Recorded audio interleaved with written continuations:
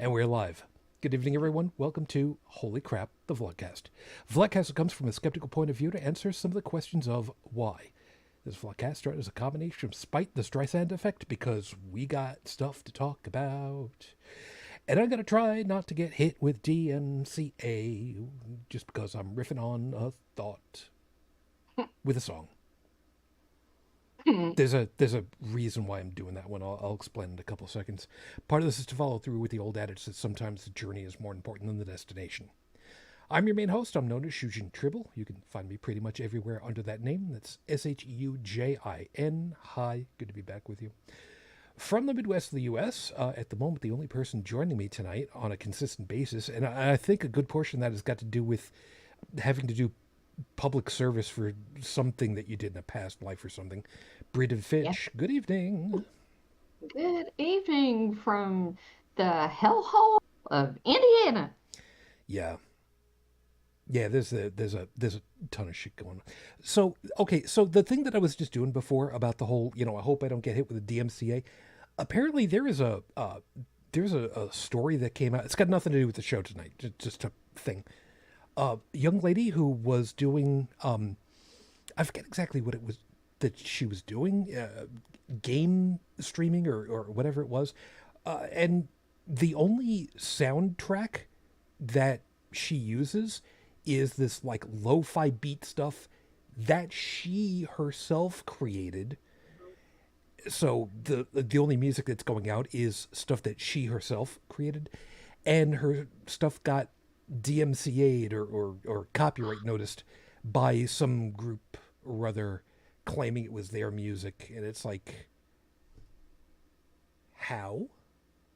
Ah, I drives me up a wall. I hate hearing about stuff like that. But it's it's the way that it works. Sometimes it's just kind of the way that it works. And sideways to that one, full well that there is a whole bunch of My Little Pony stuff up on YouTube, fan content. yeah. And I will admit, I've done some stuff. I'm still working on a video. I've got a couple of ideas in my head. Shut up. No, I'm not going to talk about it. I found out there is a group. I forget I forget what name they went under, but they've done a whole bunch of pony video music videos, and they've been using Source Filmmaker or Blender, kind of cool stuff. And they're from out of somewhere in Russia, if I remember correctly. Where they're from exactly doesn't matter, but they've posted stuff on YouTube.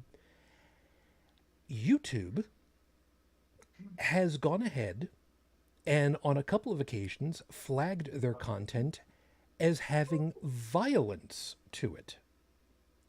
Ah, When, if you watch the videos, they are music videos, they're little scenes, they're little dancey kind of montages. There's literally no violence of any description. So,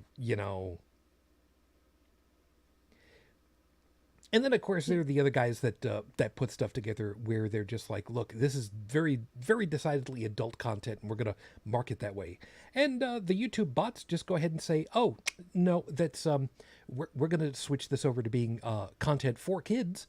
So a, you can't monetize it, and b, no, we're not gonna change it on appeal. I mean, why would we do that? We're gonna have somebody review it for you, so it's all good. yeah. I think YouTube and Facebook, I think their cheese has slid off the cracker. Love that. That's assuming that they're actually using cheese instead of, that aerosolized stuff. Well, the air slide stuff doesn't slide off the cracker so easily.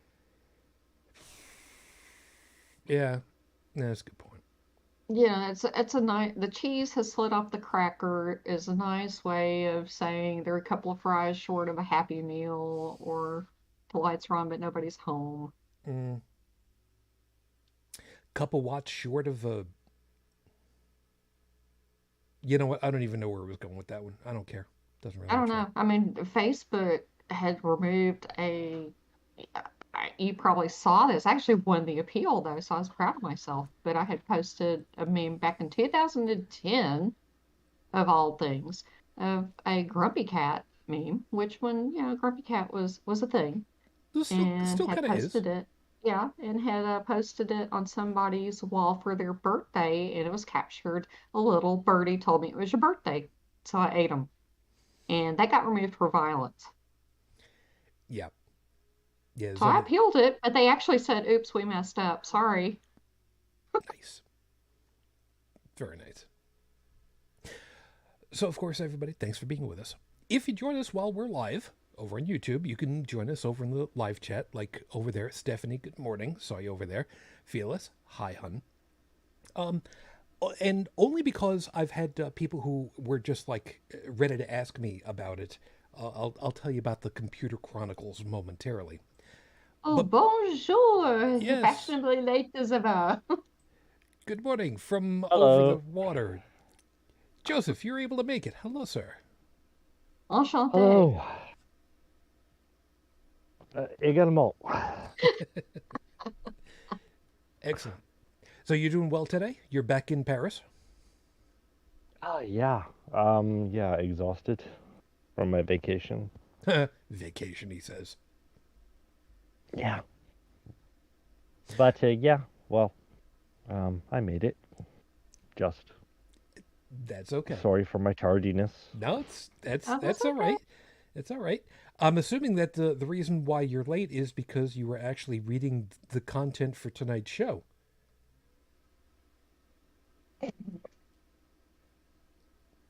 Where's the crickets chirping about me?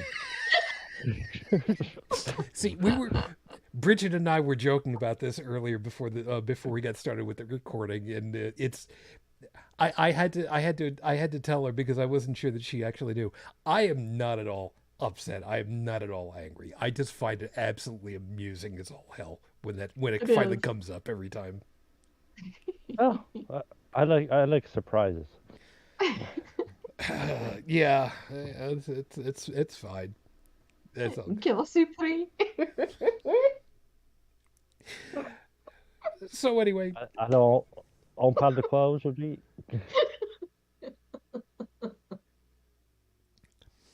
I have no idea what that is, and you know what? It's probably better that way. I just asked you today's topic. Do you read Do you read Polish, Joseph? No. No, I don't understand Polish at all.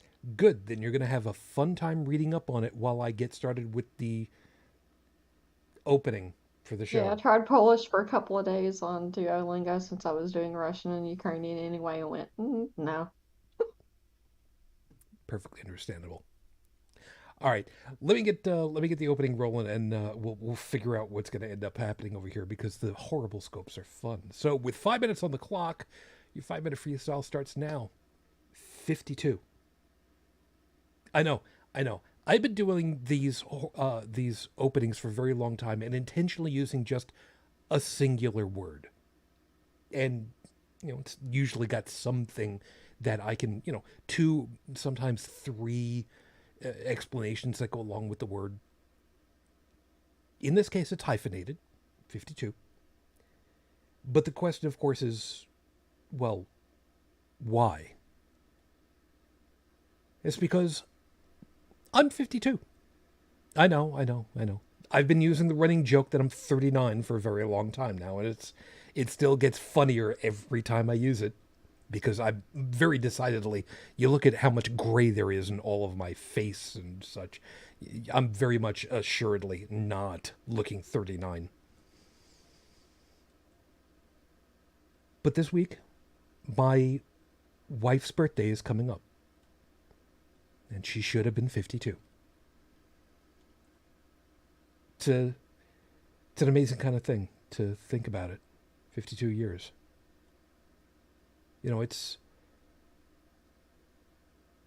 It's a long run. I mean, that's a depending as to how you measure it, that's a whole generation right there. So many things have changed in all that time. I was born in time to, even if I don't remember, to see the moon landing. My wife wasn't. But, she missed it by just a little over a year. No big thing. She and her family did things together that I couldn't begin to fathom. And by that, what I mean is that when she was 13, I think it was 13, they moved from here in the rural section of greater New York State to, Japan. I guess technically back to Japan because my mother-in-law was from Japan, way, way south.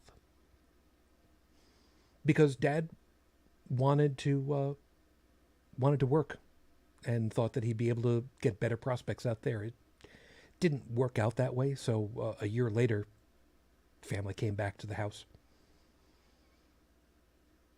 Very, very serendipitous, very, very lucky.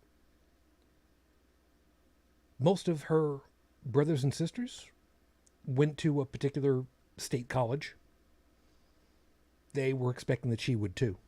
And she decided to go to the one that, at the time, had a very up-and-coming new college course, sound recording technology.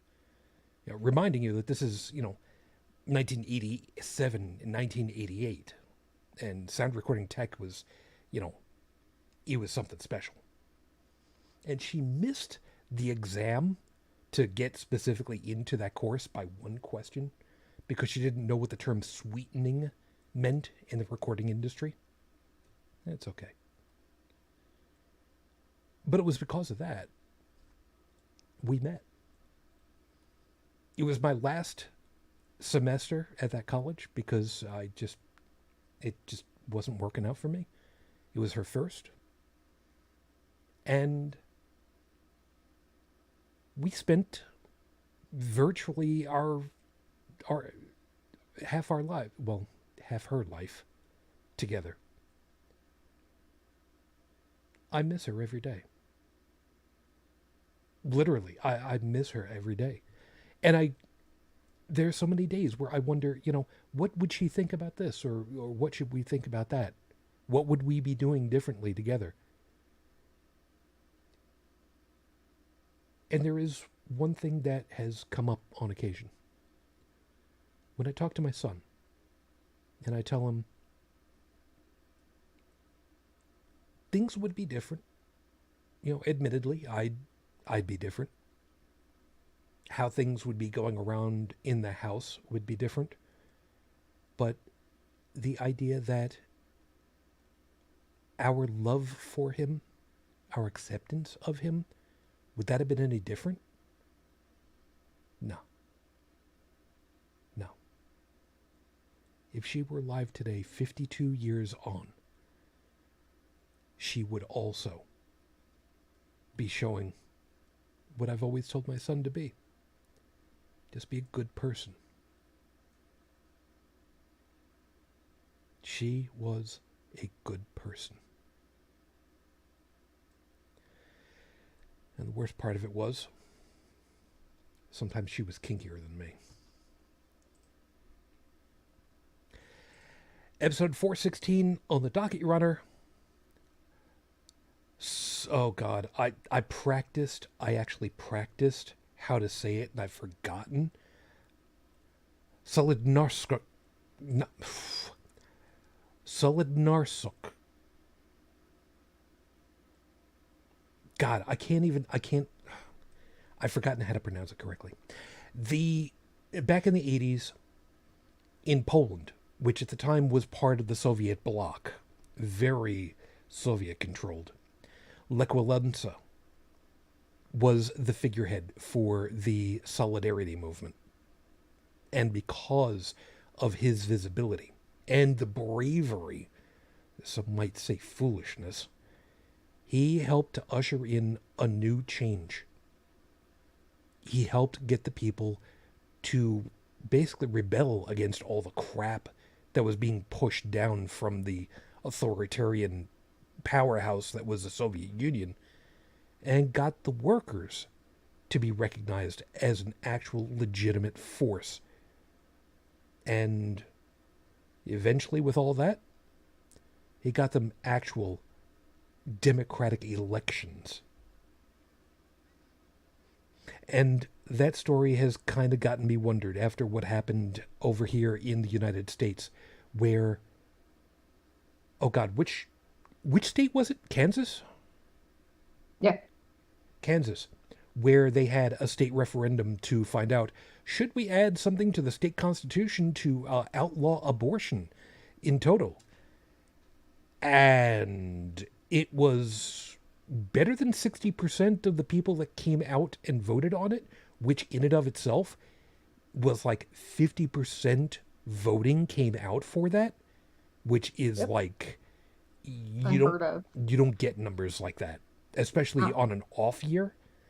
And 60% In a of these people, primary? yeah, 60% of these people came out and they were just like, no. So it's kind of gotten me wondered, are we starting to see a tipping point? Are we starting to see the mass starting to happen and turn the tides? I'm really hoping so, but that's kind of where we're going to end up talking through. Possibly. But before we get to that, of course, we got to get to the horrible scopes. So, for those of you that know what your astrological signs are, cool. For those of you that don't, this week it really doesn't matter because thanks to some inspiration on Facebook this week, everyone's sign has been changed to be a Muppet. So get ready. It's time to get things started. I didn't write anything further than that, although I tried to. I really, really tried to, but I couldn't come up with anything. So you know what? Screw it. And we'll see how this plays out. And by the way, Joseph, I know that you are going to have the third one. I'm sorry. He's muted. He may not even be here. He might not. Where are you? Oh, there you are. He's unmuted. Yeah, I'm here. Okay. So, like I said, I know that you're going to have the third one. So, I'm sorry. I didn't write it for you or anybody else. It's just the way that it played out. You've got the link. Yep. I got it open. So we'll see how this plays out. So, Aries, you are now Fuzzy Bear. You're a born performer with no off switch. You have an unfailing optimistic attitude that isn't stopped by failures. For you, failure is just another step towards success. You're just a little much, but your supportive nature makes up for it. This week, practice your best dad jokes. Animal. You are a creature of few words who's very in tune with the natural world. You're both the life and death of every party you go to due to your boundless energy. Yes, you want to be the center of attention, but you need to temper yourself. Bowling should not be done overhand. Gemini, Swedish chef.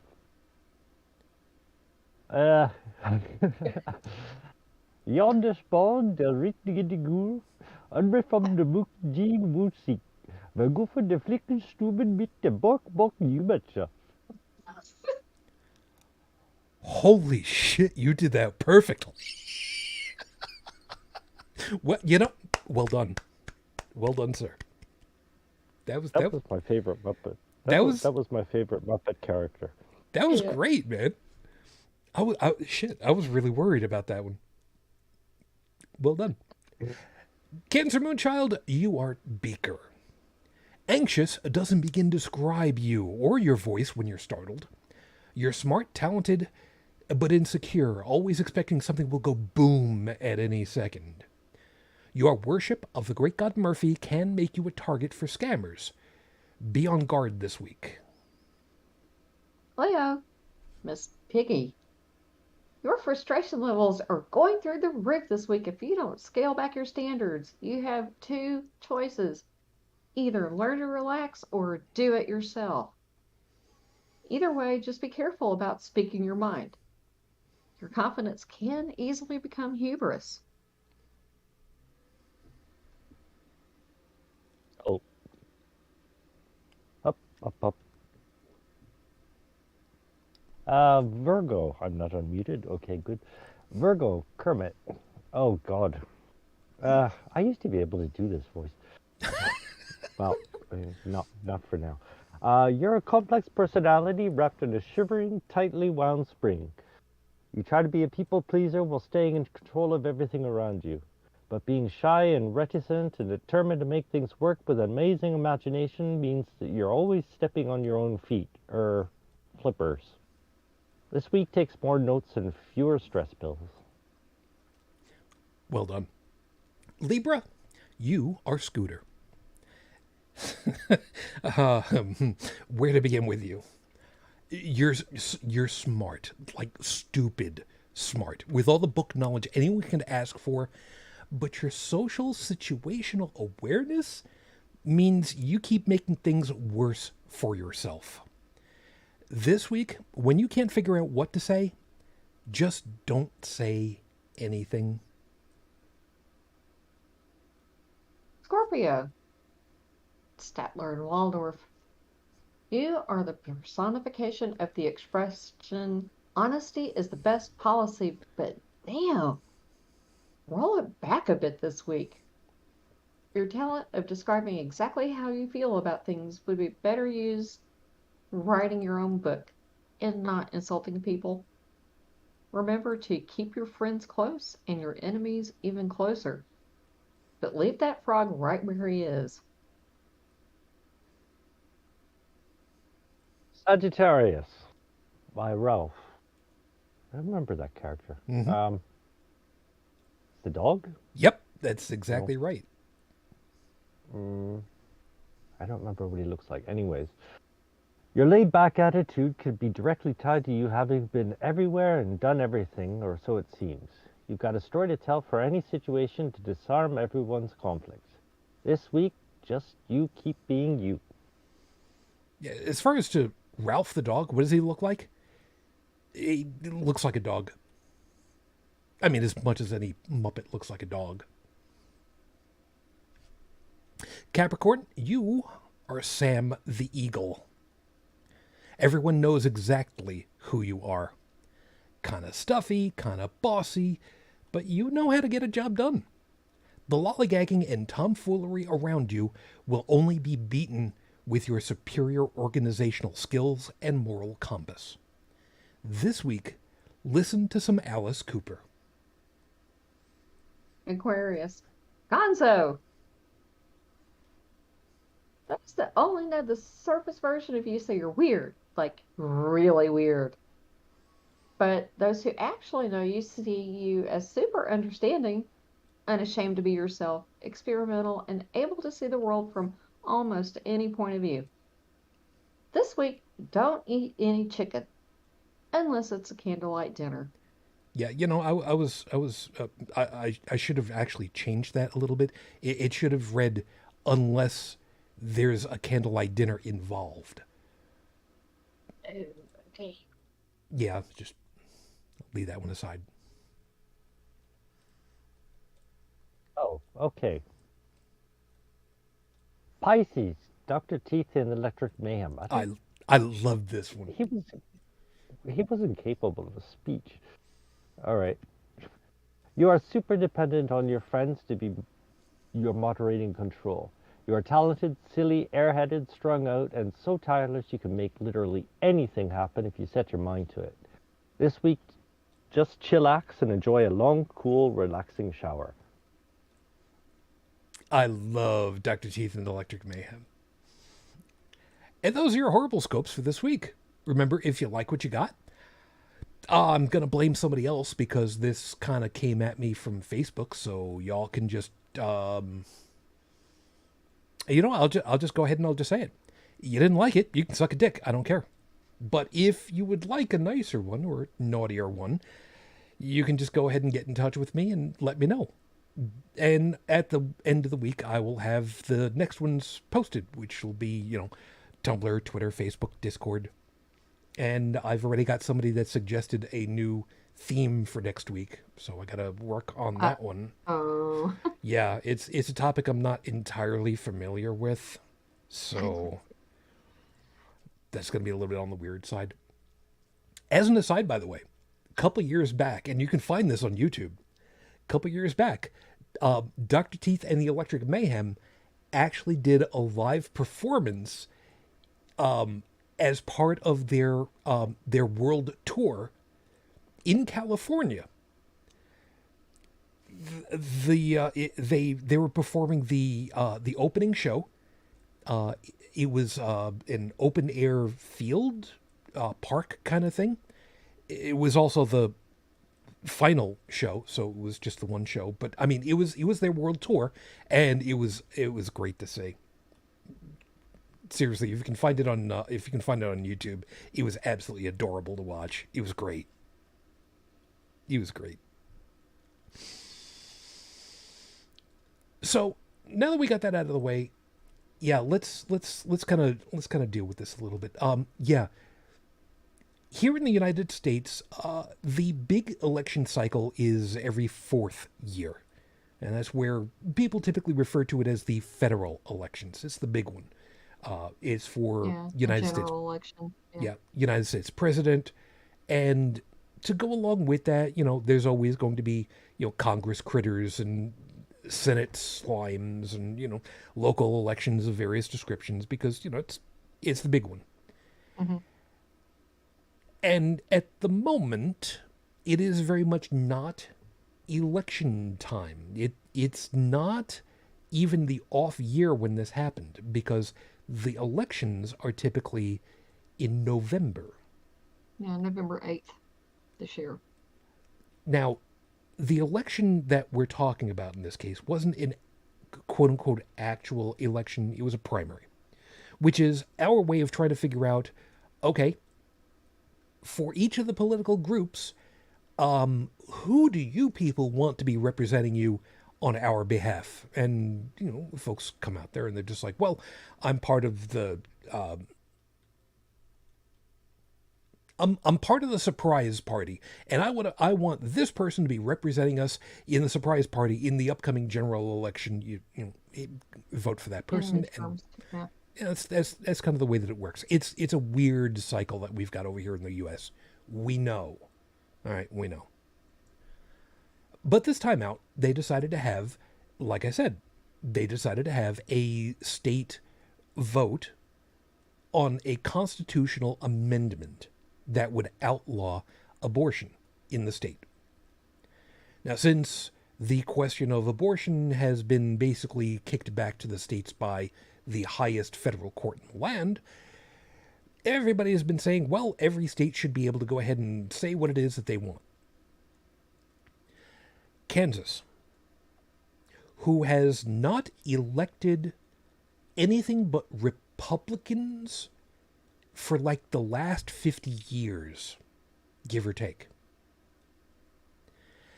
Their electorate that showed up for this not an election cycle moment, 50% of those eligible to vote came out, which surpasses even general election numbers. Yep. And 60% of them said no. It was more than 60%, but I'm just rounding just to make it easier. Mm-hmm. Now, admittedly, this isn't exactly a, 75% landslide, but it was very, very much, if you're looking to take a test of the wind, for a very heavily conservative Republican electorate, and 60% of them came out and said, no. That really bodes for the rest of the states where they're trying to do exactly this in multiple locations. The very same thing. And in areas where they are not quite so part of the red demographic. And there are a lot of folks who are saying this doesn't bode well for them. So the idea that I gotten tonight was, Back in the 80s, Lech was the figurehead for the Solidarity movement, getting people to rally behind his cause, regardless of what it cost him personally. And they won the day, even against the Soviet Union, which, reminding you, before, in the height of the Cold War, before the Berlin Wall came down. Yeah. And now the question mark that I've got is what happened in Kansas an indicator of exactly the same change that's going to happen? Because we know full well there is a change that's coming. It's just a question of what is it going to be and how is it going to play out.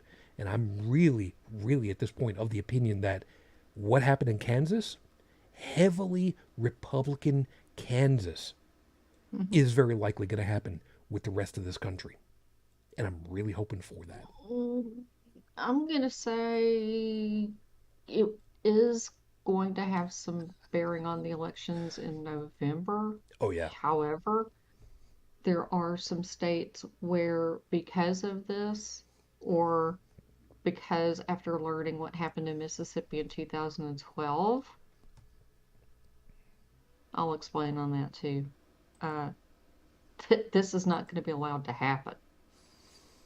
In 2012, during their election, Mississippi put a ballot initiative, on there to try to make fetal personhood a law.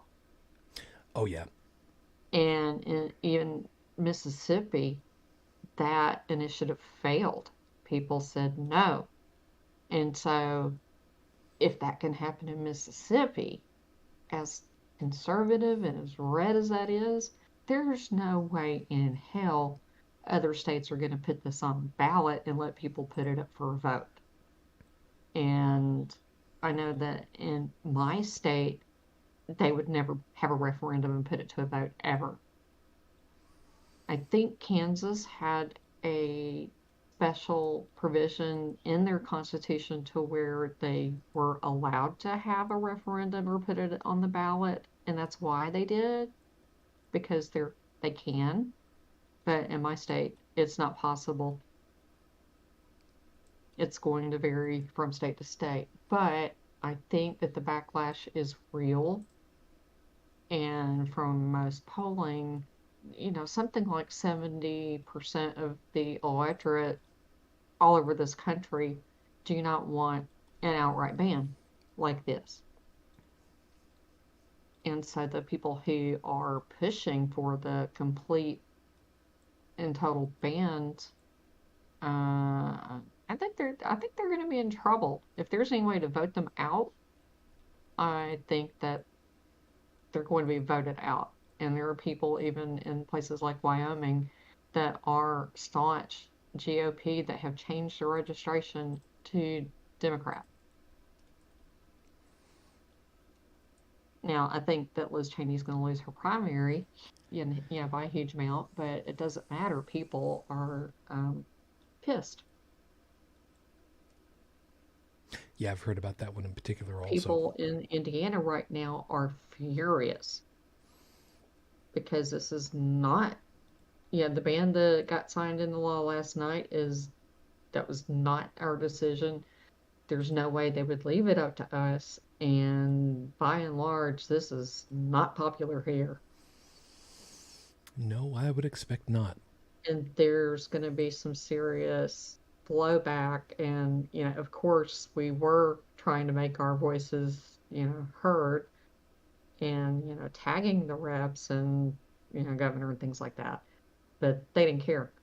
The little that they allowed, there was even pushback against that. And they wanted 0 exceptions, period, dot. And there were some people that just could not get along, get around that and said, no, we can't do quite that extreme. But because we still have some exceptions, for rape and incest, as long as it's reported within the first, I think it's 10 weeks if you're under age 15 or something stupid like that. Um, and this win that they got last night, there are people who are going to push for in the next session to make it even stricter because it wasn't strict enough for them. They want 0 exceptions, and 0 means 0. Right now, you're not allowed to get one at any stage of gestation unless it's rape or incest with those parameters, or if it's, the mother's life is in danger, but the language is so vague that they don't define how in danger it has to be. So there's going to be like a brain drain, and OBGYNs leaving the state because they're not going to practice here. No, they're not. Joseph, for what you know for the area, because I mean, you've been over there for a number of years at this point. I have to imagine that at this point, the prudishness that is over here for the U.S. has got to be absolutely mind bending. Now, reminding everybody, Joseph was originally Canadian, and the prudishness between the U.S. versus Canada is palpable to begin with. But I have to imagine, from how much you've acclimated with the European attitude as far as sex and body autonomy is concerned, you got to be looking at us over here and just going, the fuck is wrong with you people?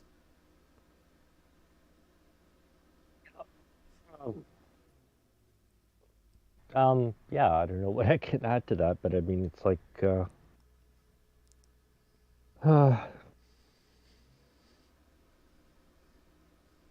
you spend your early life worrying about becoming an adult, and then you get to be an adult with the understanding that most adults aren't adults at all.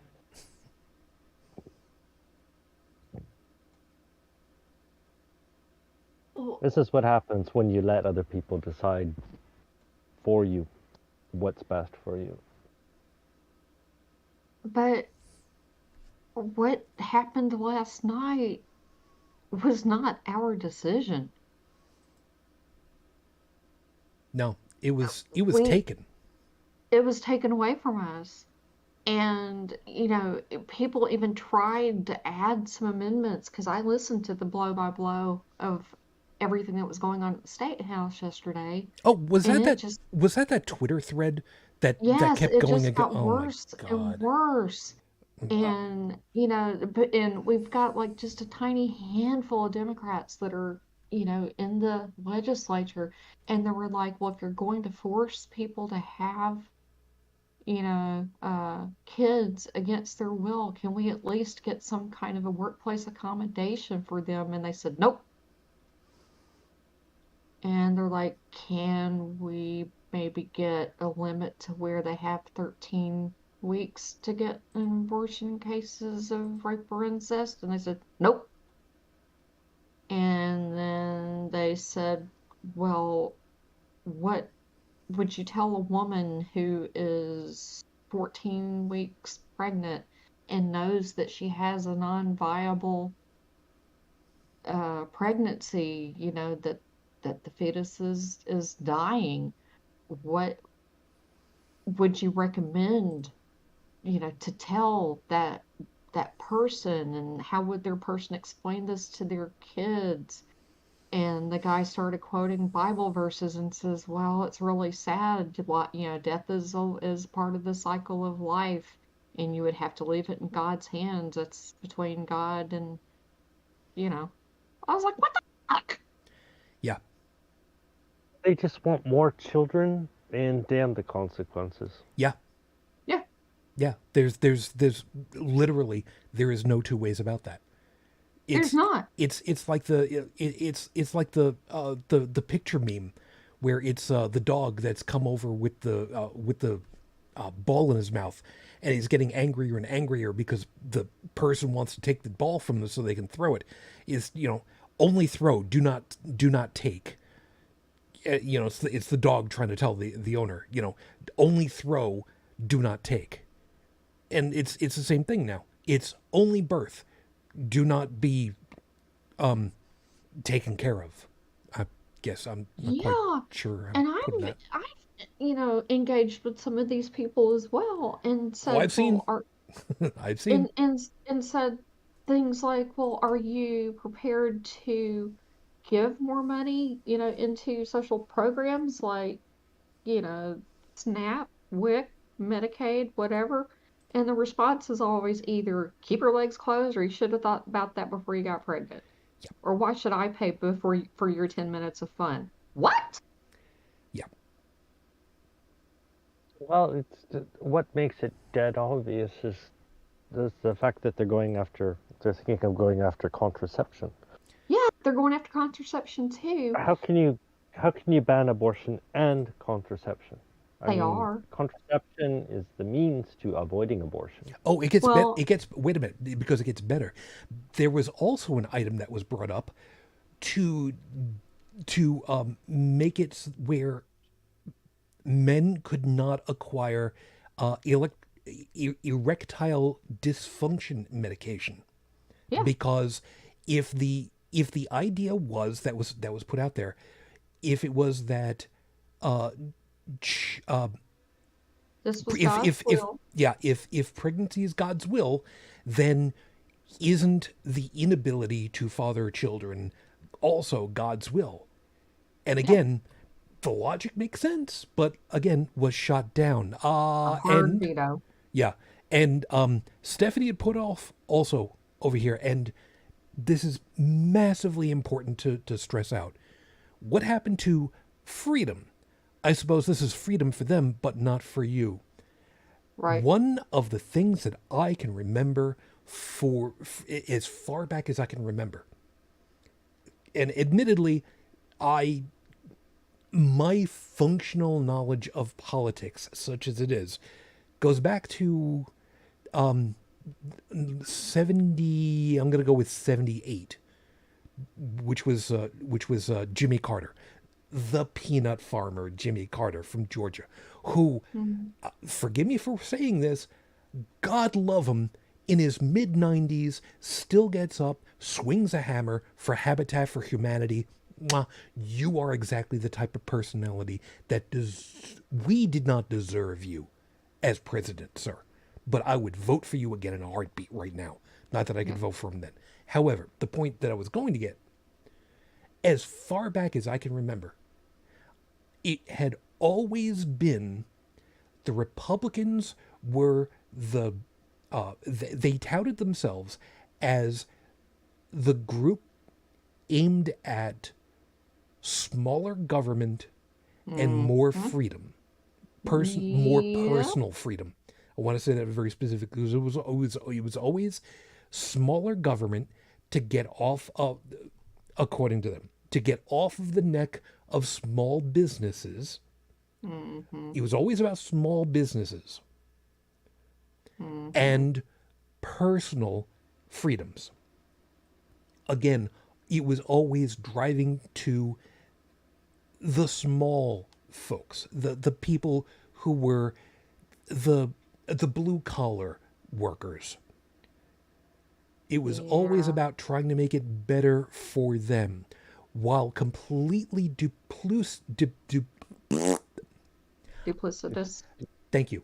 I swear to you, all I've had to drink at this point is I had coffee earlier tonight.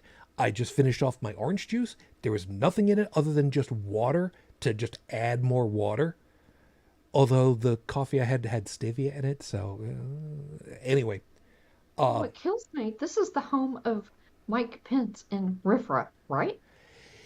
yeah, And, we've got like 7 Democrats who are in the legislature. I mean, it sucks.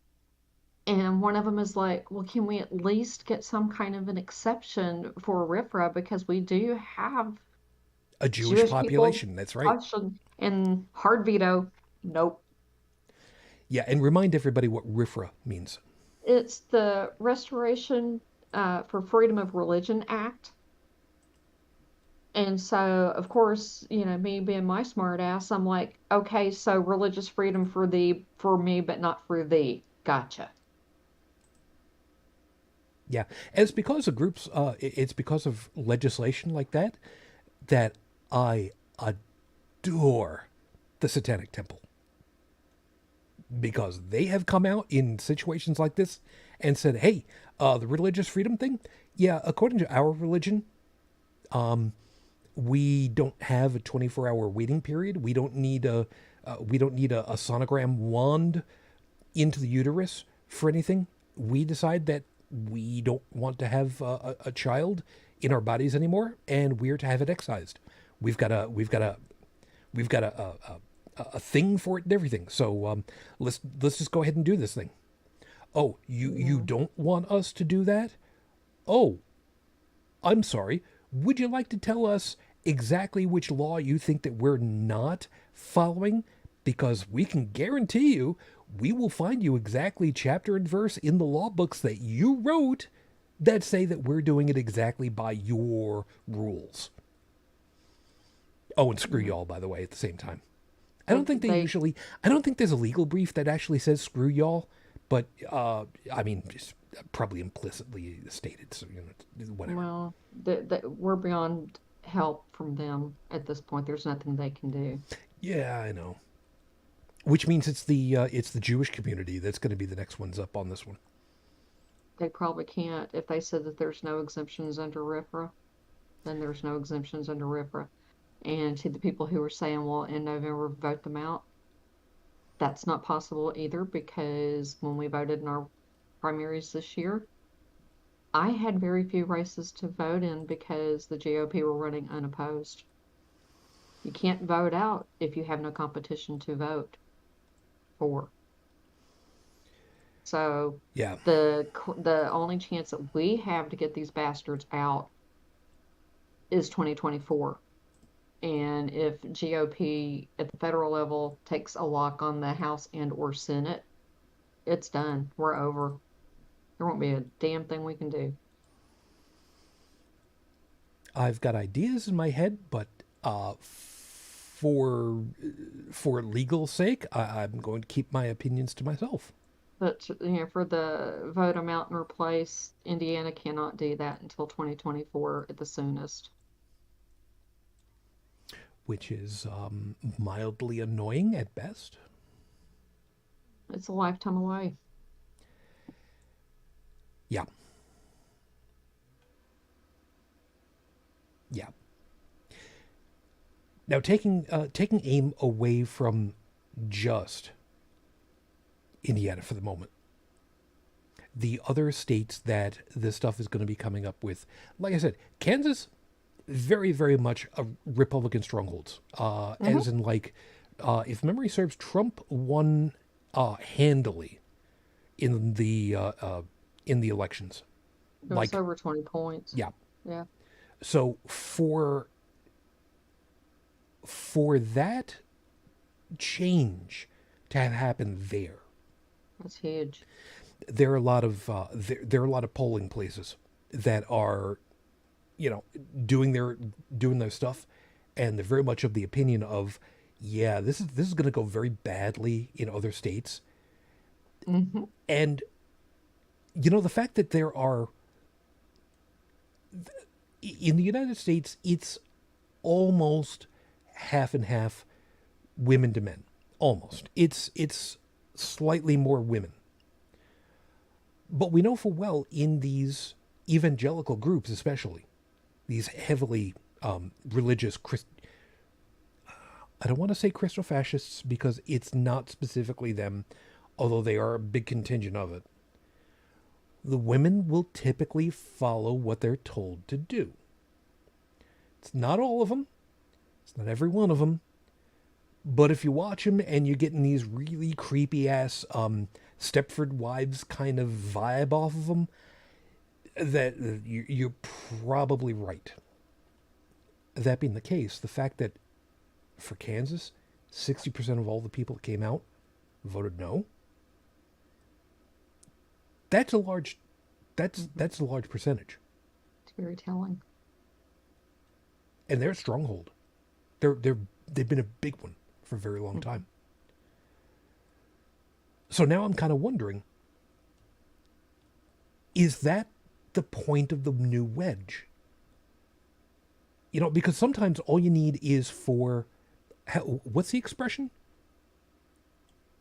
Once the avalanche has started, the pebbles have no say in the matter. Yeah. I'm kind of wondering if this is kind of viewed as the "oh hell no" moment, that there is going to be a cascading effect that's going to come down on everybody. I think so. I think this is going to be a case of, the dog has been chasing after the car and finally caught the car. Now what?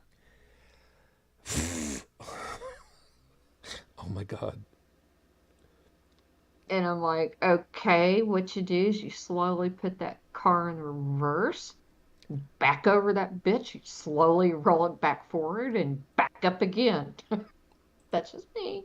No, that's perfectly fine. I'm laughing because there's a video that I saw on Facebook just the other day. Joseph, are you familiar with what a badger is? Animal, yeah. Okay. The video was from somebody on a farm, rural farm, and it was a young guy, young gal, 20s. They had these big 5-gallon buckets of water. And the guy comes over to this hole that's been dug in the ground, and he starts pouring the water in. And something kind of pops up partway out of the hole. And he's finally telling the girl, as he's running out of water, "Go ahead, you start pouring, right in his face, right in his face, right in his face." You can't really see what it is that's going on at this point, but the guy kind of drops his bucket off to the side, reaches down and grabs from just behind the neck and at the shoulders, with both hands, fortunately, no gloves, t-shirt and shorts, he rips a badger out of the ground. A very, very unhappy badger who had just been waterboarded to get him out of the ground. Oh my gosh. Now, the reason why I'm bringing this up for you is because I want you to try to picture this really, really, really unhappy creature who would just as easily turn your fingers into, finger sandwiches, except without the sandwiches, and, not even bothering to chew, because why bother, just bite and swallow. Who is hissing worse than any flock of Canada geese, twisting, squirming, trying to bite at, and the guy says, right, you guys holding it, trying to keep it from getting away. Guy actually says on video, "Okay, so now what do we do?" You got you okay. I know you're young man, but you just waterboarded one of the most savage animals known to man outside of Australia. You waterboarded this son of a bitch, grabbed it by the scruff of the neck, and lifted it, and it wants to devour you from your uvula down. And you are now asking, well, now what do we do with this? It's like people don't think these things through sometimes. You know? I don't.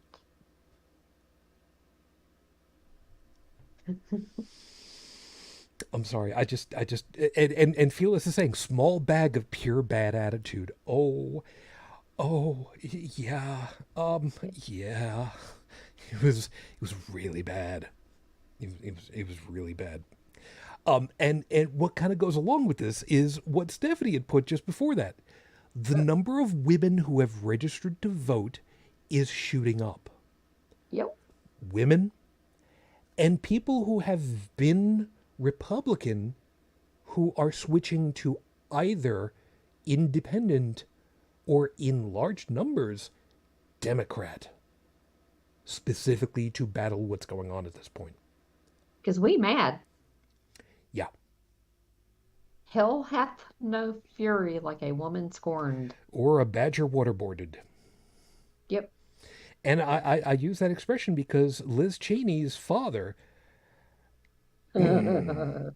Anybody doesn't know what the connection is between Liz Cheney's father and waterboarding, you're more than welcome to go ahead and look that up for yourselves, because if you don't already know about it, you haven't been studying enough history, recent history, and you really should. So, there you go. There's your homework for this week. Well, when you have evil calling out something else as more evil and evil recognizes evil, that's saying something. Oh, God, yeah. Oh, But yeah. he's not wrong. Nope. Dick Cheney, famous for shooting some guy in the face on a hunting expedition. Is it wrong of me to? No, it's not wrong of me to go ahead and point that one out, because he actually did that. He did. He did that. It was supposed yeah. And he got the guy to apologize Yeah. to him for it after. Yeah, Yeah, excuse me for getting in the way of your bullet. Yeah.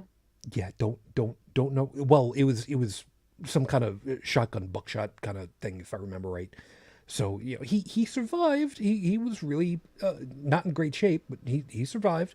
He wasn't, all kinds of screwed up or nothing.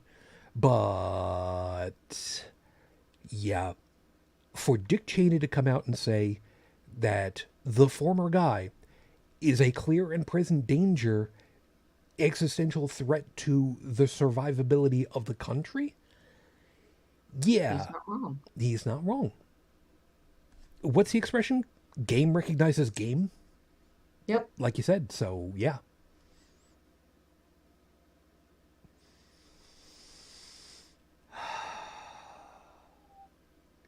God, I'm still remembering when that stupid son of a bitch went over there and what was it? The G7, G8, whatever the hell it was.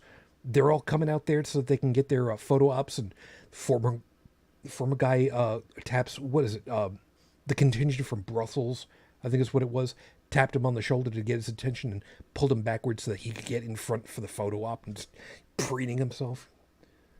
Dumbass motherfucker. And it was and there was one that he actually shoved out of the way so Yeah. he could get in front Yeah. while they were walking. I saw that. Yeah, that's what I'm thinking of too.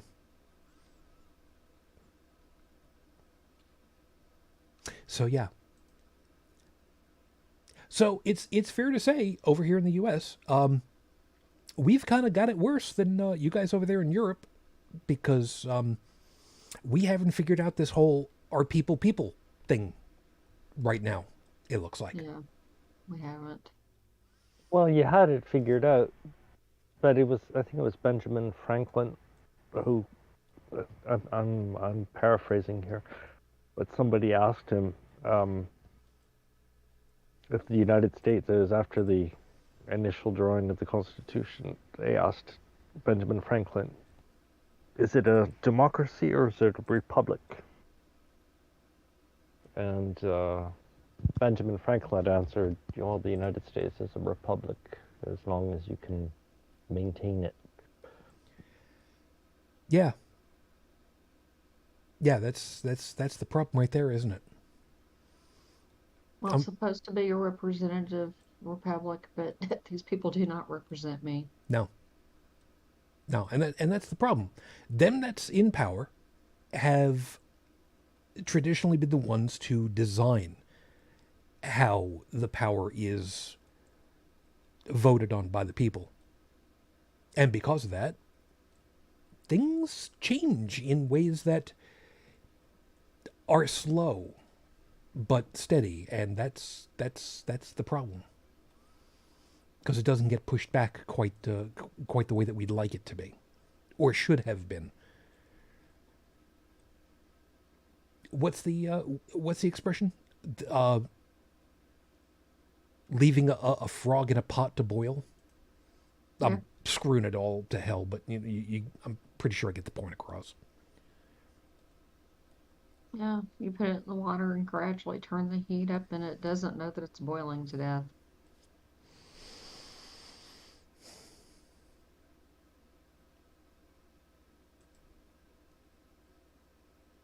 And that's been the problem for a very, very long time. And I think that's the most insidious part about it. And Joseph, I would assume that you would think about it kind of the same way, that where we are at this point has been a culmination of so many different choices for so very long. That's the way that evolution works. And what has been brewing here in the States in particular is something that has been directed for a very long time in very incremental steps. Mm-hmm. Oh yeah, chip since Reagan. I think a little bit before, but you're not wrong. You're right. You're not The wrong. You're not wrong. Well, the machine for putting someone like Reagan in place was, it started probably after the Second World War. But, but Reagan is directly responsible for saying, you can't endorse me, but I endorse you to the evangelicals. Yeah. Yeah, but that's when the puppet came to the forefront. Yeah. Oh. Yeah, and the thing of it is, because go ahead. Yeah. Oh, it's just like Reagan. He was a second-rate actor. Yeah. He was also qualified. Well, he was also the governor of California for a while. Yeah. Still wasn't qualified. Not going to argue with that point. He won election because he had worked out a deal to get the hostages released from Iran. That way Jimmy Carter would lose the election. Yep. Yeah, and I very much remember that too. I thought it was I thought it was a shit thing to have happen. Yeah. As an aside to that, by the way, massive props to our Canadian cousins for being able to get some of those hostages out of Tehran safely. Because, my God, they put themselves into harm's way to do that. Holy shit.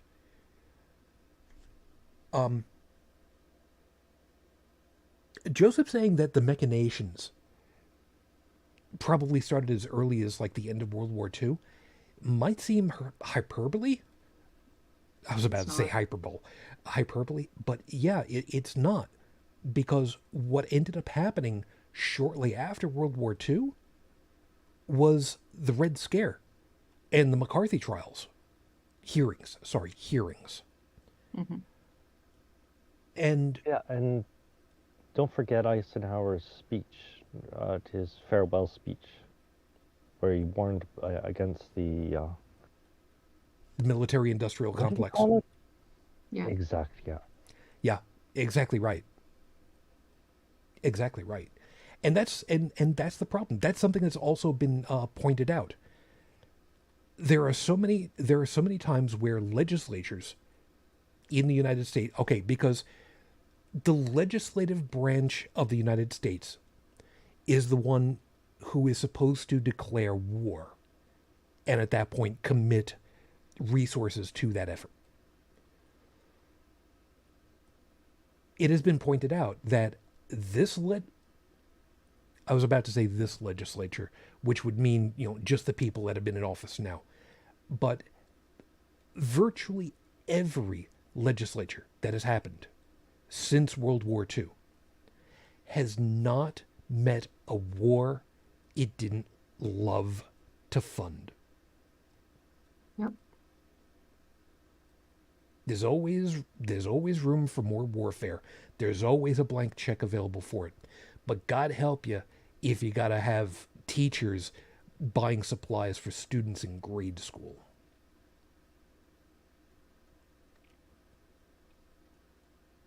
A lot of that wanting war is because we have people in Congress who make a shit ton of money because they own stock, or they have friends who own stocks in it. Yep. Yep. Again, no argument from me. And the reason why that's important is that these are groups who have gotten themselves to believing that for whatever reason, this country is a Christian nation. Their words. And this is even before we get to the whole Christian nationalism part.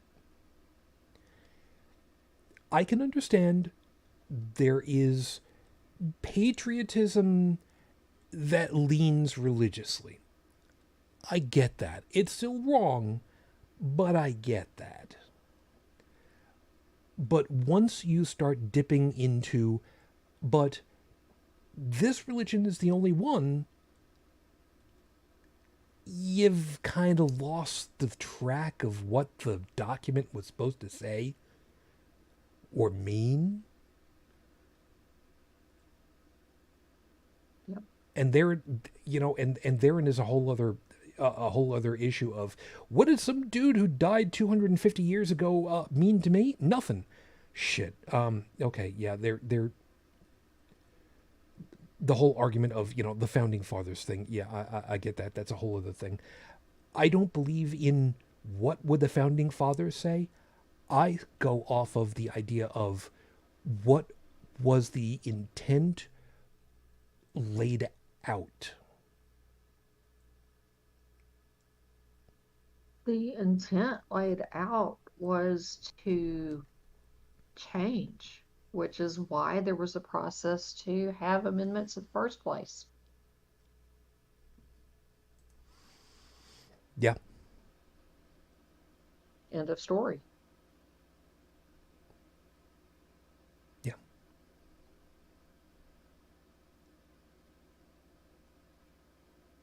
The idea was to get away from an authoritarian government. George III. Get the hell out from under that. And now these people are trying to institute their own form of kingdom. Authoritarianism. Yeah. I mean, they're looking at what Viktor Orban pulled off as a guide and a role model. He was able to do that to Hungary in less than 10 years. They were a democracy. They're not anymore. Yeah, funny that. And he did that legally by changing the laws a little bit at a time here and there.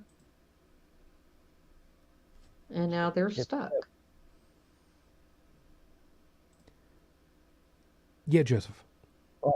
Oh yeah, but it's always the same. It's chip, chip, chip until you go past the tipping point, and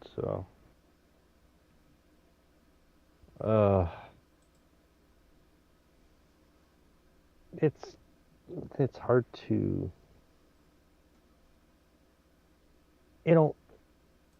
I've never understood where when a population outnumbers those who would control by at least 100 to 1 in worst case scenarios, why people would tolerate this. Well, there's really not much we can do about it at this point. If we had, if I hate to even think about it, but if Trump were to become the nominee next time and install himself in the White House, there would be no way to get him out. If he had the power of the military behind him, the people can't do shit against Abrams tanks and daisy cutters and anything else. How far back do you want to go in saying that?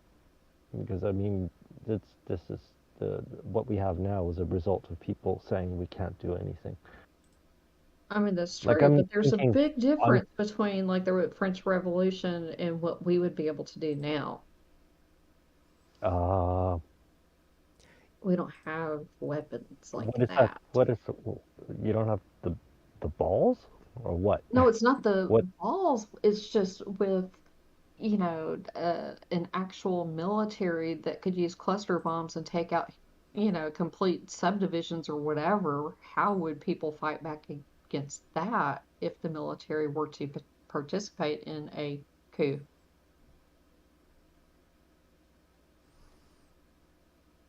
I mean, they have if they sonic were? weapons. I mean, Would whatever. they? Hmm?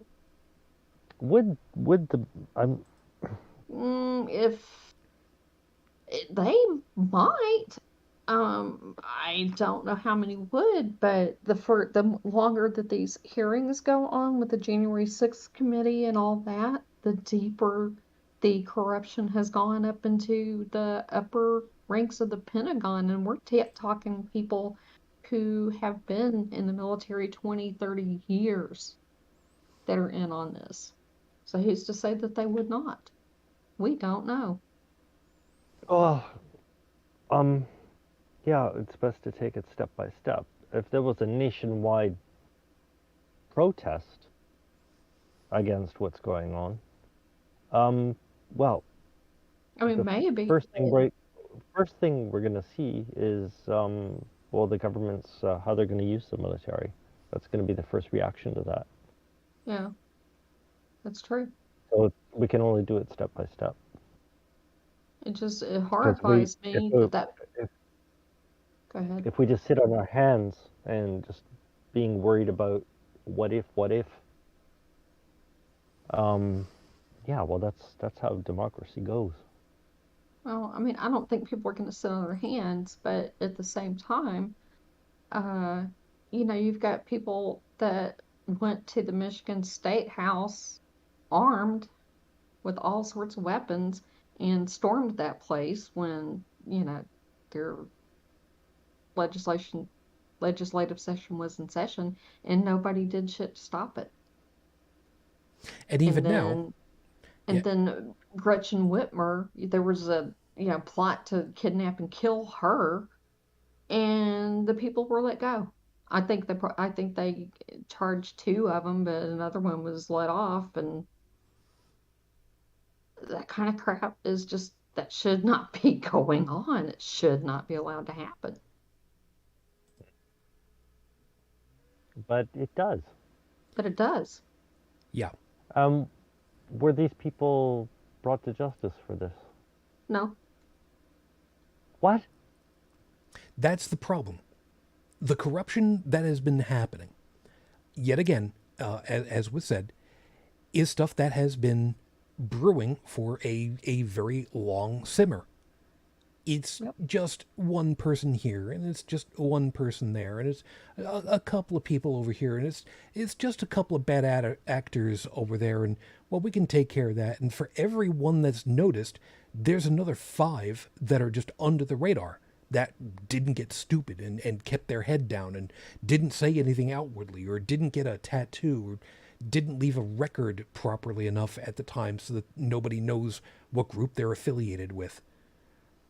And the thing that scares me the most, the absolute most about this whole damn thing, the people who have been gun-toting freaks, and yeah, I'm going to use that expression for it, the ones who have been the gun-toting freaks are the ones who have been heavily taken in with the idea of every election cycle has been false. Every election cycle has been monkeyed around with. Whether it's true or not, they'll just say it. And so long as they say it, they believe it. And because of that, there is a scary level of when this house of cards finally comes down and all these people get cleared out and charged with crimes and punished for them, I don't want to use the C word, but I'm afraid that, like it or not, there is a C word on the horizon for us. Yeah, And I am scared to death about that.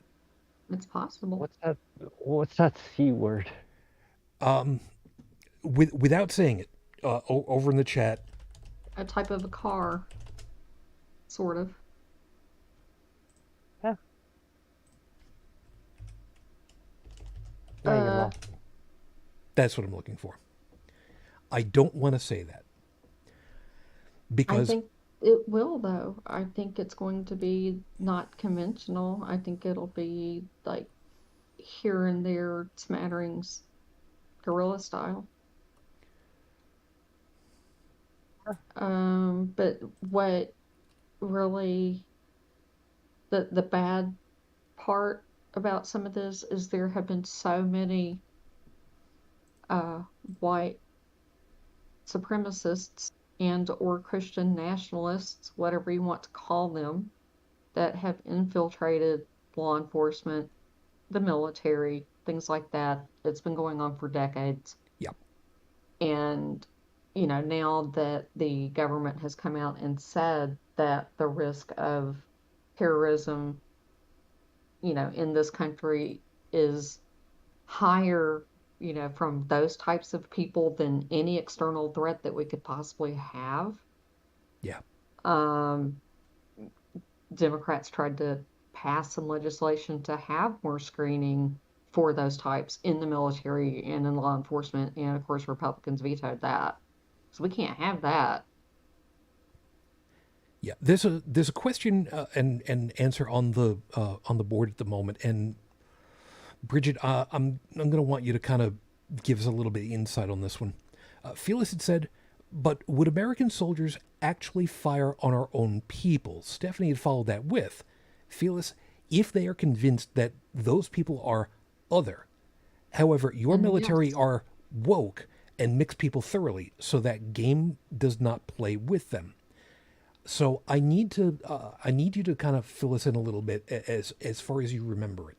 To the best of my recollection, the federal standing armies, plural, mhm. are by law, statute, training, are disallowed from being deployed on home soil, for lack of a better way of putting it. I- that that sounds relatively correct. They're supposed to be, um, yeah, the National Guard can be called in for, you know, putting down, you know, protest, insurrection, or to render, you know, aid in disasters and things like that. However, if there happens to be martial law declared, then that no longer applies. And there are some who would fire on civilians if given the order to by someone like Trump. And there is a good portion of the military that lean conservative anyway. And I can tell you that as far as like myself personally, I would not do it. However, I have had somebody on active duty tell me, I don't care if you were military or not. And this was during the Occupy Wall Street, you know, thing that was going on a while back, because he happened to see my, you know, picture, you know, in the local paper or some or on the news. I don't remember which one it was. That he would, you know, he was active duty at the time, and he said, I wouldn't hesitate to put a bullet in your head. And I did report that because that was a threat, Yep. but I was like, damn. Yeah, we're getting into once again the good German situation. Yeah, Yeah. exactly. Yeah. And reminding folks that even though it was, oh God, I forgot what year it was. Was 67? God shit, I don't even remember what year it was. And yes, it was ROTC, which basically means military training sort of at college so that you could become part of the military, sort So you could be an of. officer when you got out. Yeah. Yeah. Kent State. Yes, there were effectively a bunch of kids because they were all college aged kids who Hmm. had live ammunition. For whatever goddamn reason, they had live ammunition in their rifles. And they went to a peaceful protest. And somebody Shot got the kid. nervous. Either they got nervous, or I know the likelihood is really, really, really infinitesimally small on this one, or maybe the gunpowder spontaneously exploded. I don't think that's real likely, but No. we will never know who exactly it was. And truth be told, it doesn't matter. The fact is, by technicality,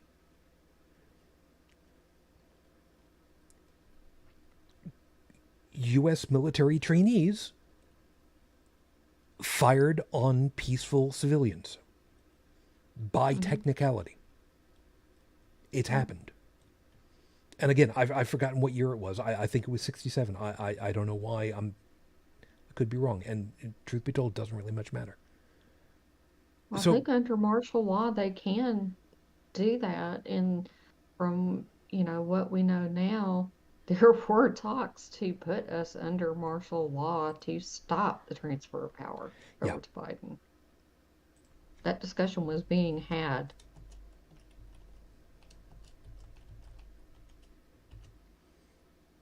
So I think we can safely say that this was a legitimate coup attempt. true. And I just looked it up, 1970. All right, so I knew there was a 7 You in were there close. somewhere. Yeah, you were close. Hearing's still good. They're still ongoing about that. Yep. I Yeah, think the next ones are scheduled for September. DOJ has now started calling in Trump's attorneys to warn them that, yeah, indictments are probably going to be coming down soon, so you need to be prepared for it.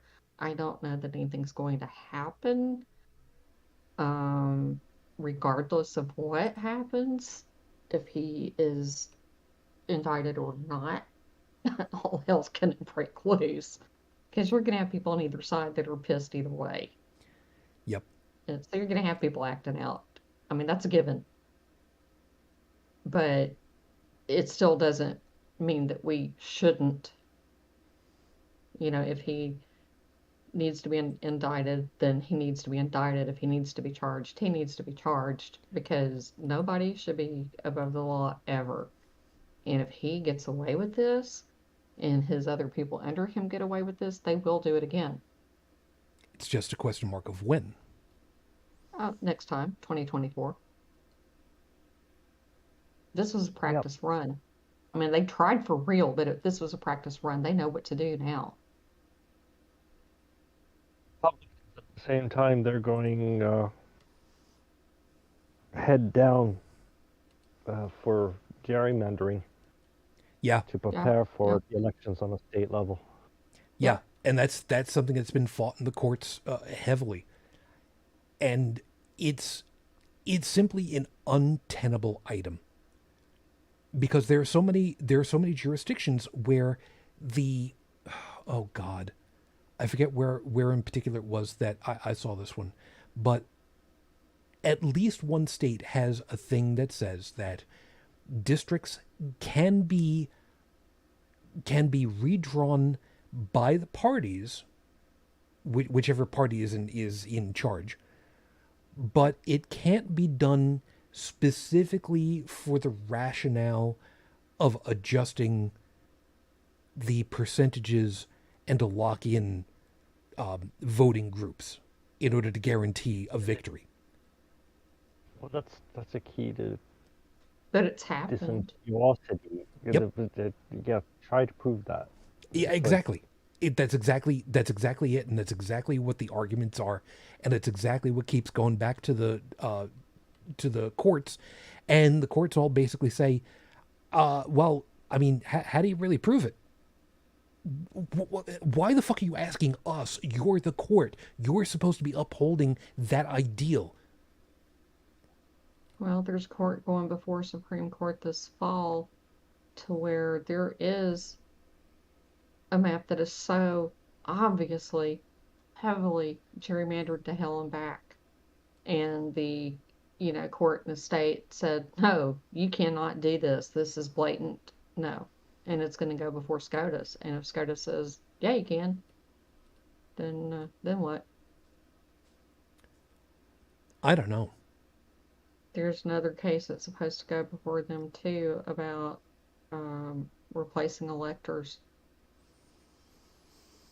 And we also know, well, replacing electors, there are people in different states that are, in charge of, you know, overseeing elections and committees and things like that. And there are some states now who are trying to have the ability to say, well, if we don't like how the state voted, then we can refuse to honor how they voted and just vote however we want to and replace them with GOP people.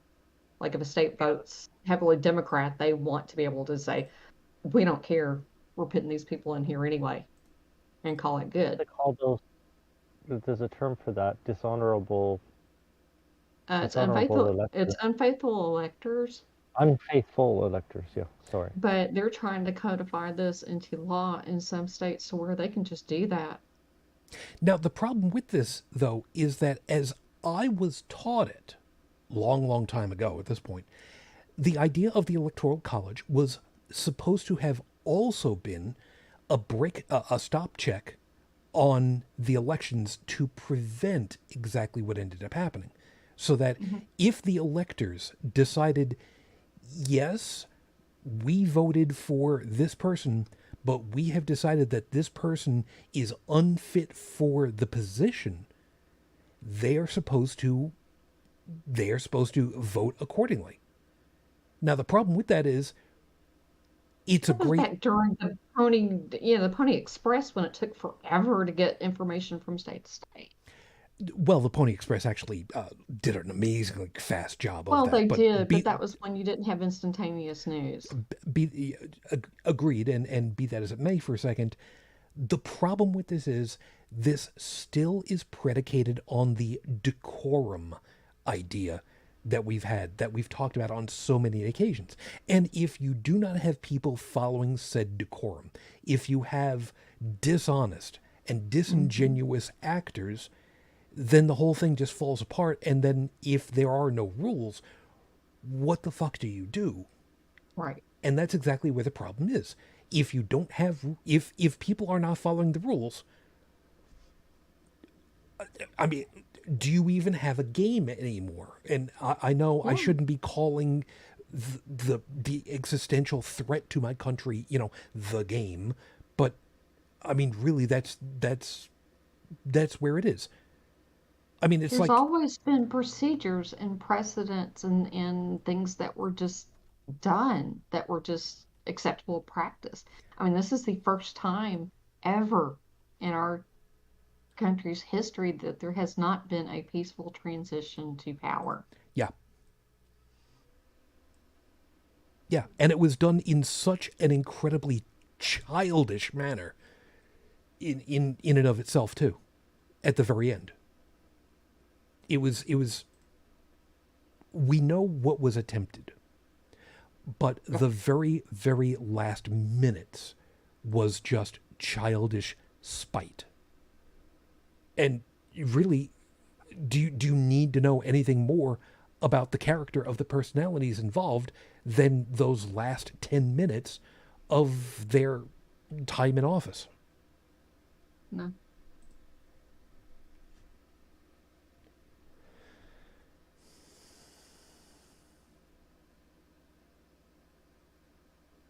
Yeah, childish is a pretty good way of describing it.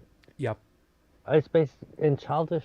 I don't know what we call childish, but I mean it seems to be around a lack of empathy, like an awareness that doesn't go beyond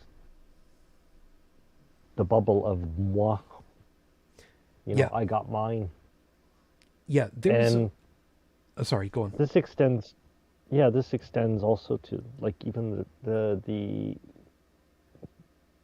there's a weird overlap between the Republican leaders who are taking advantage of this, what seems to be a natural human trait for those who haven't transitioned to critical thinking, and like those who would have gun owners, because I mean, people who want to own guns, they can say what they want, but I'm pretty damn persuaded that the understated reason for wanting to own guns is having an advantage over anyone outside of your personal bubble of awareness, which means basically having the ability to take other people's shit or your clan or whatever. Well, I think some of it is terrorism. I mean, that's what I would call it. If you're walking, if you can openly carry an AR-15 on your way to go get a, Slurpee at the 7-Eleven, I mean, to me, that's terroristic threatening of people because you know that it freaks people out, you know. And if you're doing it for quote unquote self-protection, if you're that damn scared to go to 7-Eleven by yourself, maybe you should stay home. Yeah, sideways from that, and I'm sidestepping something that I wanted to ask before. Sidestepping from that, there are people who go out there to do First Amendment and Second Amendment checks on government agents, and those people that go out there intentionally filming themselves, intentionally following the law explicitly for open carry of firearms, with the sole intent of how will the police react when we are doing everything exactly that you're supposed to do. I love these guys. I love these guys because they're the ones who are showing, you want to go ahead and put a openly gun carrying long guns as something that is completely and perfectly legal? Fine. We're going to go ahead and show you just how wrong it is to do that because, look, we're doing everything exactly right, and you still think that we're bad people and that we are a danger and a threat. You know? NFAC cannot get away with that, though. Yeah. You want to know why? I think you just uttered it by bringing it up in the first place, but... For those who don't know, NFAC is a black gun group. Yep. They carry their stuff perfectly legally. They are well trained. They're organized. They've even shown up at some polling places because voter intimidation was going on by some of these, what I refer to as ammosexuals or whatever you want to call them, gun nuts. Not politically correct speech, but that's what they are. Walking around trying to intimidate people who are legitimately trying to vote.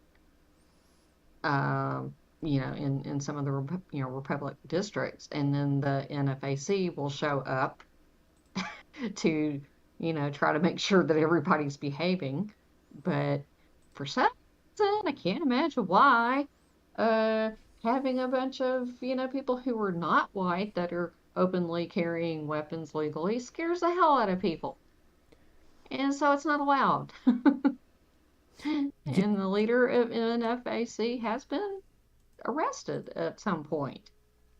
And for those who don't know what NFAC stands for, I'm going to go ahead and say it. It's the Not Fucking Around Coalition. Back in the mid 80s, I think is when it really started, early to mid 80s. In New York City,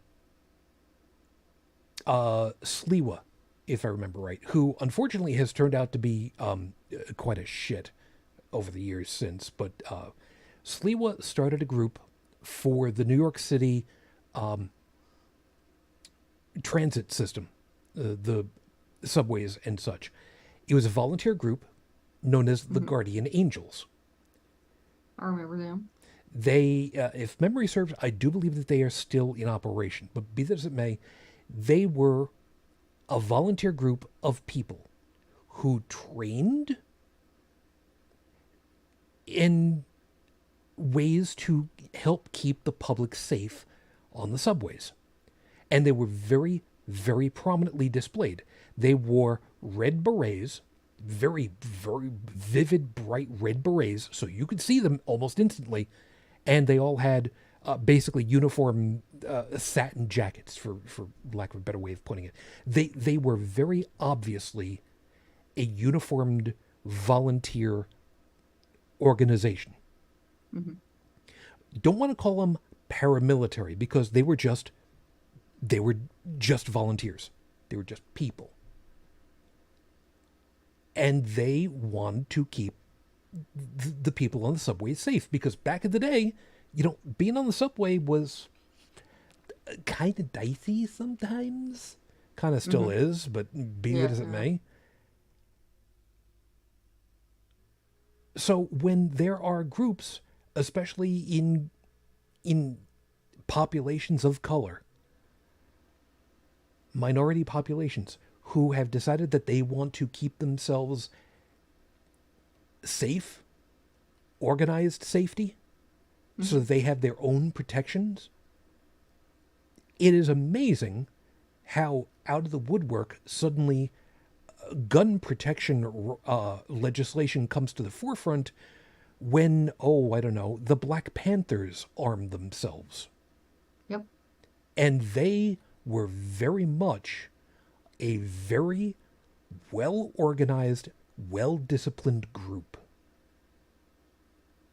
They knew what they wanted, they knew what they didn't want to have happen, and they made sure that they had the safety for it. But God damn it, we can't have that. Exactly. That's what happened with the NFAC. They made appearances in a couple of places in Georgia and Texas. Yeah, they're just the latest version of it is all. But they kind of had to. Yeah. There were shenanigans going on, and they had to go and intervene. Yep. Stephanie's also pointing out, and Stephanie, I have to tell you, the fact that you, as a Brit, know this, thank you. Stephanie said, the NFAC are actually following the Second Amendment exactly as they are a properly organized militia. Yep. Thank you. For those that, for whatever reason, don't fully understand, the Second Amendment to the U.S. Constitution is shortened as the right to bear arms. That is a very poor way of explaining it, but that's the one that everybody kind of puts it together with. We're not going to get into that whole damn rigmarole because that is a 14-hour discussion that is going to end up with a lot of yelling and screaming, and we don't have time enough for that, like in my lifetime. But it's exactly right. You follow things by the rules, and suddenly those rules aren't good enough. Geez, I can't imagine how that could possibly happen that way. Yeah.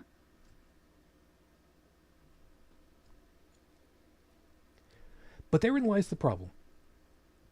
And if memory serves, I think it was Dr. Martin Luther King Jr. who had said, and I'm going to say I'm paraphrasing because I don't remember exactly, I think, but the statement was something to the effect of, violence is the voice of the unheard. I mean, you get told and you don't listen, and you get told and you don't listen, and you don't listen when you're told. You can't act surprised when all of a sudden people start breaking shit like kneecaps.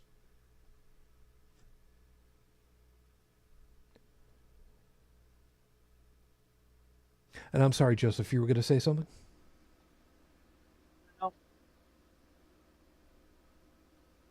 But yeah, well, uh, I don't know what we're headed for, but this does not look good. No, it doesn't. Nope.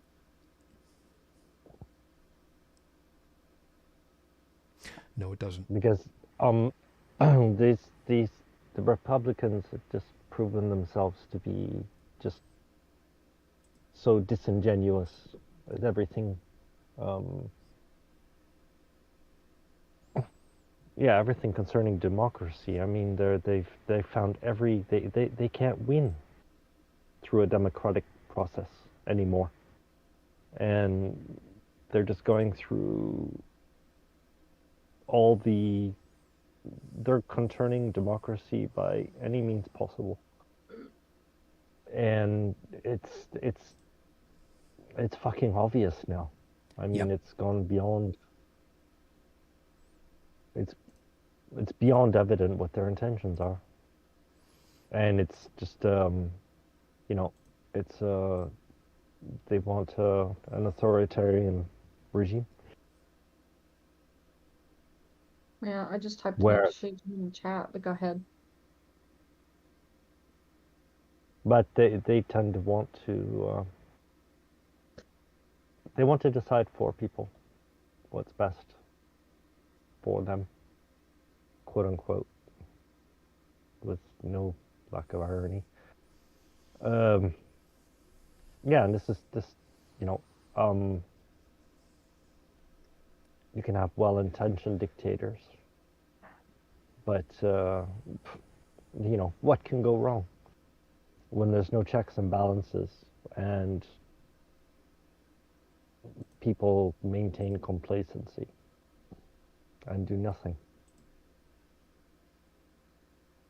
Yeah, there's a thing about this that kind of all ties together for me, though, because if the idea is to play the long game is going to fail inevitably. There is no two ways about this. Let me explain what I mean. And you know what? Being that we're getting close to the top of the hour, I'm going to make this my closing for everything. I'm going to turn it over to you guys to finish off whatever. The long game will not work. The inevitability is the Republican conservative Christo-fascists will end up a dead party in the long run. It will take approximately 30 years at the outset, but it is an inevitability. Here's why. The children that are going to be birthed over the next, let's call it 5 years. Let's just call it 5 years for the moment. There are going to be a very large number of them that are otherwise going to be, for lack of a better way of putting it, and I am terribly sorry if somebody feels like I'm trying to be insulting. I'm not. I'm trying to find the right terminology for it. And English is being a little weird for me at the moment. There will be a large number of children that will be born who would have otherwise been considered unwanted. They will be brought up in families ill prepared for handling exactly that kind of a responsibility. And anyone who has had a child will tell you there is no way that you can plan for the responsibility completely. It simply cannot happen. There are simply too many variables. There are a lot of things that, we do know about. There are a lot of things that can't be planned for.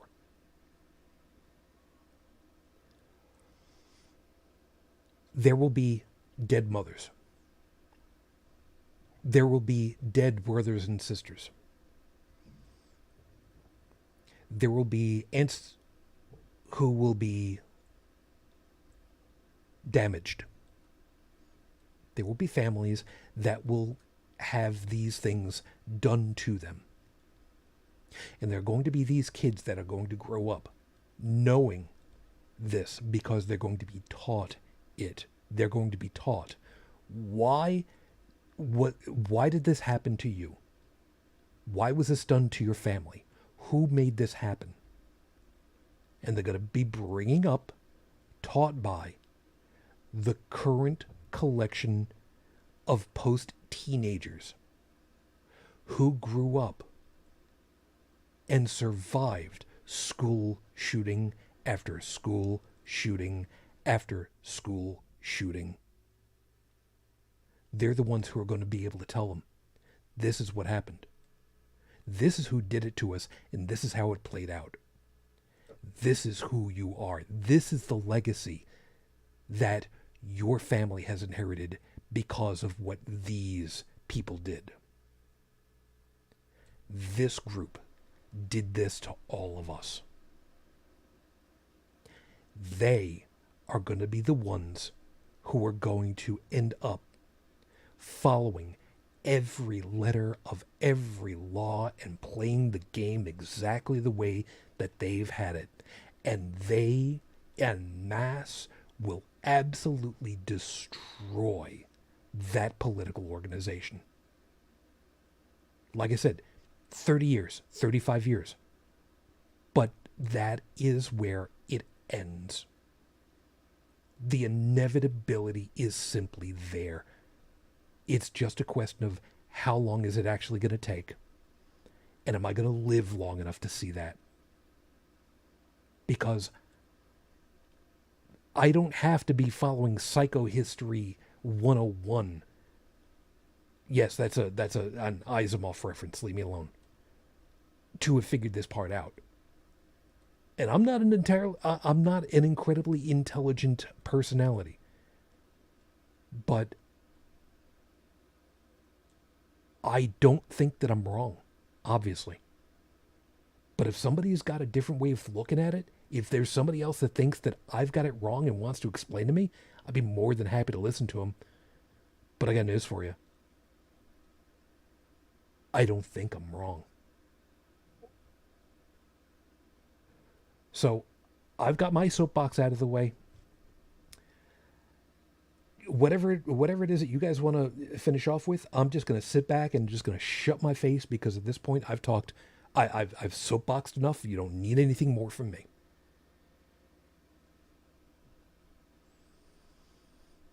I guess I'll go because Jeff isn't jumping in. I shared a link in the chat. I gifted one to an interview that was given by this woman named Barbara F. Walter. But the long story short is that the U.S. has backslid into an anocracy, which means we're not really an autocracy yet, but we're not a democracy either. We're kind of like in the middle.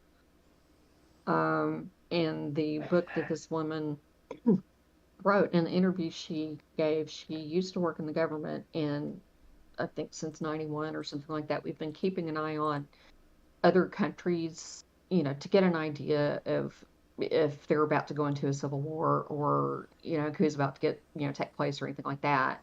That's what we do is watch other countries. And she, in her opinion, all of the ingredients that our government normally keeps an eye out for in other countries, we have them here.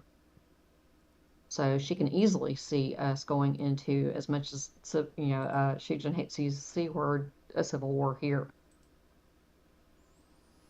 And if that does happen, it may be a 10-year, 20-year insurgency type of a situation. It's not going to be the, blue uniforms versus the gray uniform kind of a thing. And I think that regardless of what happens, I mean, it took Watergate several years to prosecute everybody, and that was a much simpler situation than what we have here and a much smaller investigation. This is going to take years to sort out and either try or convict everybody that's involved and stuff. And so just in the meantime, I guess we just have to sit tight and let it do what it's going to do. But regardless of the outcome, it's going to be ugly.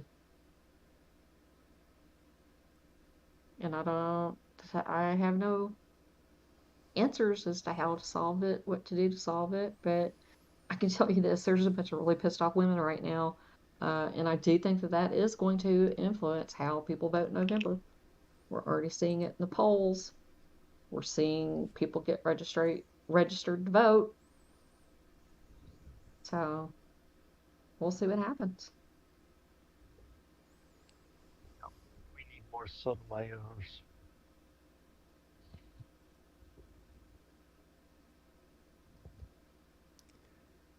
Yeah. And she's just livid now. Well, I see more women that are getting angry and more people on Twitter and things like that that are organizing and trying to, you know, support each other and work on initiatives to get the vote out and register people and things like that. So I don't know how many of us there are out there, but people are, following a couple of hashtags and banding together. So we're trying.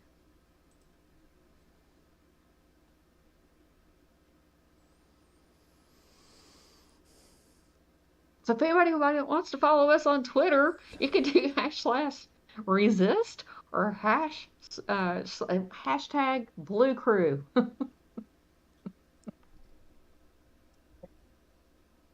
And emotional Canadians, are also welcome to join us. Emotional support Canadians. Yeah, HCTV is on Twitter. I don't do much a lot of times. Or on Facebook. Don't do a lot on Facebook, admittedly. But we're here. Sometimes just being here for each other is enough. And I sincerely hope that is enough in a lot of ways. I know that wasn't very much of what you said, Joseph, but was there more that you wanted, or is that going to pretty well cover you? No, that's fine. Okay. That being the case, then we'll just go ahead. We'll just call it a night right here, because it's a little hot and stuffy in the office right now for me, and I'm really not having it. So everybody, thank you very much for being with us. We hope that you had yourself a good time with us. Hope that you found something worthwhile in all of our perspectives, and of course, as always, you got something to think about for the week ahead. Oh, as a complete aside to everything else, by the way, I was talking about the Renaissance Festival that we went to last weekend. We waited almost 48 hours after, and we took the little one and I. We both took a home C19 test just to be on the safe side, because out amongst a whole bunch of people, granted outside, but tested negative, so it's always a good thing. And my throat is drying out. How the hell could that happen when we've got a 92% humidity where I live right now? Maron. Whatever. Anyway, you all have yourselves a good time. Phyllis, Stephanie, guys, thank you. Please take care of yourself this week. We're going to look forward to seeing you again soon. Joseph, glad you're able to make it. Welcome home, and you take care of yourself. And I hope that your week actually ended up being productive out there at the castle. By the way, It was okay. Didn't get to do everything I wanted to do, but hey, it's only an hour and 40 minutes from Paris, so. And it's not on fire. It's on fire. That's just good. Yeah, I still haven't found where those fires were. You know what? They weren't near you, and that's one of the more important pieces for us. Yeah. I think they're on the eastern side of Burgundy or something. That could be. The safest place would have been, right in the middle of the castle. I mean, fire doesn't go through, rock, usually. Oh, but Usually. it loves a wood. It loves a wood roof. Ew. That's a Yeah, good there's point. that. That's a good point. And 2 centuries old timbers. Ew, that would probably be really dry. Oh yeah. Well seasoned. Yeah, that Mm-hmm. that probably wouldn't Yeah. be such a good idea. Well, it's going between dry and rot, actually. Aw. Can't make up its mind. Great. That's the way that it goes. Well, All I right. think that's for being shut up most of the year. Anyways. All right, you guys take care, and see you next week. Brigid, thank you very much. We've kind of meandered a little bit, and I think that you're not quite as angry as you otherwise would have been for this point of the night. So I don't know where your overall screw you is going to be going. So what's going to be? Governor Holcomb, go fuck yourself. Do you want to go ahead and just make sure the folks know exactly why? It's my governor who signed this piece of shit. So there you go. And as an aside, can I just ask, can we also add an extra fuck you to Alex Jones? I don't know. He's already getting fucked enough. Yeah, for those of you that maybe don't know about it, he's the conspiracy theorist that's been saying for years and years and years that the Sandy Hook shooting was fiction, in his opinion, and it was all a whole bunch of actors, in his opinion, and is saying that if you sue me money, I'm going to be bankrupt. And his lawyer sent a 2 gigabyte copy of the entirety of his phone's contents for the last 2 years. And it ended up over into the hands of the lawyers for the family that had been suing him for defamation. And Alex didn't seem to realize that he was caught perjuring himself several times on the stand. So not only does the court know it, but apparently there are some other groups that are very, very highly interested in this file. Like Alex Jones' ex-wife, because of alimony payments. And the January 6th committee, who really want his January 6th and 5th text messages. And the DOJ. Uh-huh.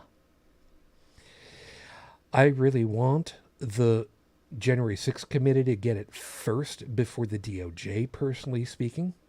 Yeah. But that's the cynic in me. I can't imagine why.